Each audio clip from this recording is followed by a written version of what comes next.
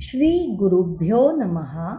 श्रीराम म्हणाले, गुरुवर्य, हे सगळं समजतं, पण मन पुन्हा पुन्हा जुन्या इच्छेकडे का धाव घेतं? गुरुवर्य म्हणाले, कारण मन जुन्या सवयींनी बांधलेलं असतं.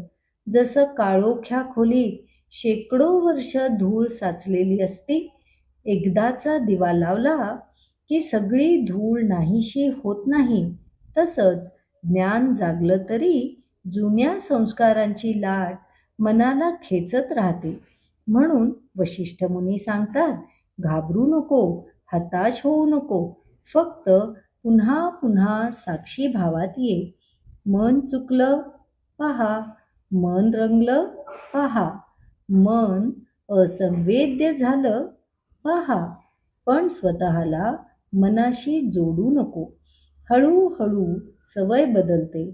जसं नदी हळूहळू काठ घडवते, तसंच साधना मन शुद्ध करते आणि एक दिवस मन शांत होतं, निर्मळ होतं, आतून हलकं होतं.